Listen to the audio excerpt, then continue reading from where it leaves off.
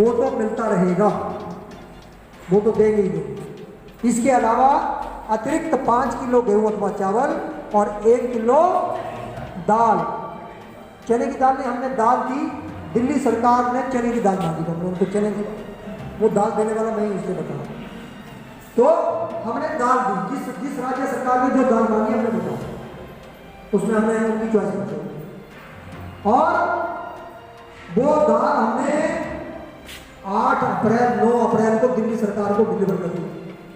1.5 महीने तक दिल्ली सरकार दाल को राशन को लेकर बैठी रही। लाखों लोगों को दिल्ली छोड़कर भागना पड़ा, इसलिए कि उनके पास राशन की कमी थी। भारत सरकार ने राशन भेज दिया, जो 2 रुपए किलो गेहूं अथवा चावल था वो दिया ही दिया, अतिरिक्त भी दिया। इसके अलावा 8 करोड़ लोग ऐसे थे देश के अंदर, जिसमें दिल्ली के अंदर भी लाखों लोग थे जिनके पास अपना राशन कार्ड नहीं था, वो दिहाड़ी मजदूर थे या वो गरीब थे, उनको अस्थायी राशन के माध्यम से 5 किलो गेहूं अथवा चावल और 1 किलो जो है दाल चना, हमने उनको भी अलग से उपलब्ध कराने का प्रावधान किया। इसके अलावा भी हमने दिल्ली सरकार को स्टेट डिजास्टर रिलीफ फंड के माध्यम से पैसा दिया, ताकि इसके अलावा भी अगर कहीं कोई व्यक्ति आपको सड़क पर घूमता मिल जाए, उसके रहने की व्यवस्था करनी हो, उसके खाने की व्यवस्था करनी हो, उसके लिए अतिरिक्त पैसा दिल्ली सरकार को अलग से दे। ये सभी सरकारों को दिया जाए, लेकिन हुआ क्या? एक तरफ वो सरकार नरेंद्र मोदी की सरकार जो 80 करोड़ लोग 88 करोड़ लोगों को साधन उपलब्ध करा रही है और अतिरिक्त पैसा भी दे रही है कि कोई और भी इसके अलावा हो तो उसकी चिंता करें। और दूसरी तरफ एक सरकार है 35 लाख राशन कार्ड है दिल्ली के अंदर, आज वो 16 लाख राशन कार्ड लोगों ने गायब कर दिए, केवल 19 लाख राशन कार्ड। ये आपकी जानकारी के लिए बता, 16 लाख लोगों को इन्होंने राशन से महरूम किया एक बार, और 31 मार्च 2016 से लोगों ने आवेदन करके रखे, उनके राशन कार्ड बना लिए। आप समझना बात।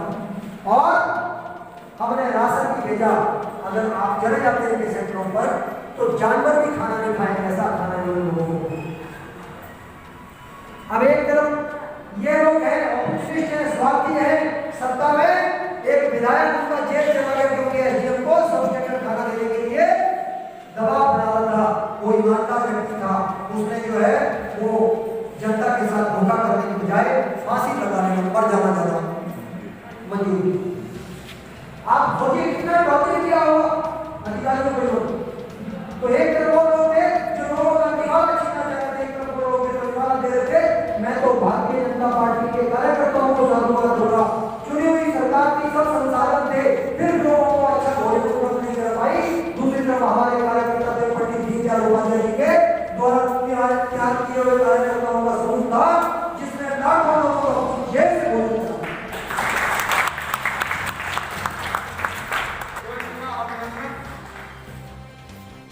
आपसे निवेदन करते हैं कि आप सम्मान करें।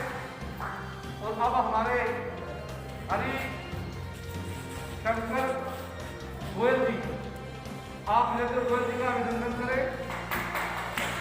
हमारे मंडल के अध्यक्ष भाई अशोक अमरोही जी, वो भी हमारे आए अतिथि का स्वागत करें। और साथ में हमारे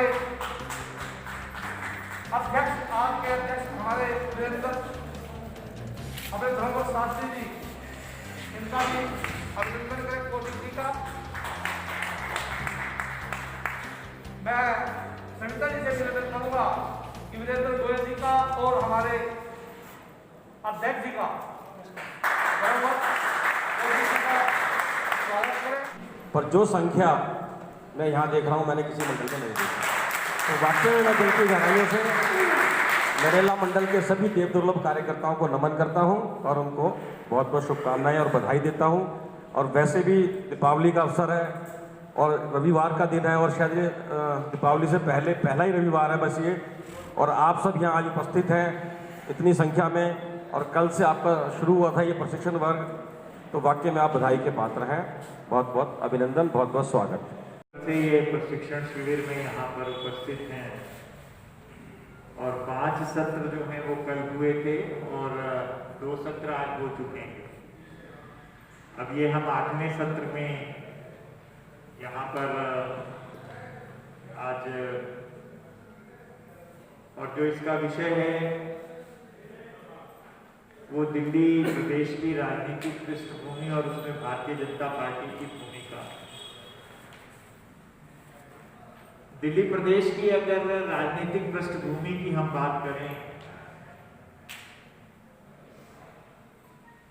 तो उसमें हमें ये समझना पड़ेगा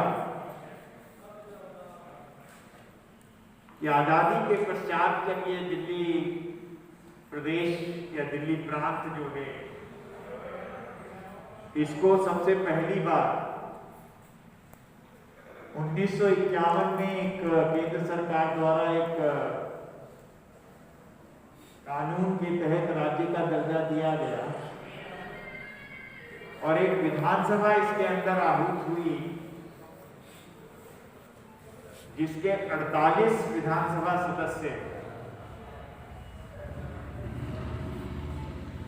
तो 1951 में जो कानून पारित हुआ उसके पश्चात 27 मार्च सन 1952 को पहली विधानसभा गठित हुई जब चुनाव हुए और चुनाव होने के बाद परिणाम घोषित हुए। भारतीय जनसंघ जो सन 1951 में 21 अक्टूबर को एग्जिस्टेंस में आया था, जब उसकी स्थापना हुई 21 अक्टूबर 1951, तो मात्र 4 माह के पश्चात जो ये चुनाव हुए उसमें उसने अपनी भूमिका सुनिश्चित करने के लिए चुनाव को लड़ा और चुनाव लड़ने के पश्चात 5% मतों के साथ 5 सीटें जो हैं वो भारतीय जनसंघ ने जीती और इंडियन नेशनल कांग्रेस जो स्वतंत्रता प्राप्ति के पश्चात सबसे बड़े राजनीतिक दल के रूप में जो जानी जाती थी उसने 39 सीटों पर विजय प्राप्त करी और उनके जो नेता थे चौधरी ब्रह्म प्रकाश जी, वो दिल्ली प्रदेश के पहले मुख्यमंत्री के रूप में उनको शपथ दिलाई। कई कारणों से जब ये देखा गया कि दिल्ली देश की राजधानी है और इसमें राज्य सरकार होने की वजह से कुछ परेशानियां आ रही हैं, कुछ इस तरीके की चीजें घटित हो रही हैं,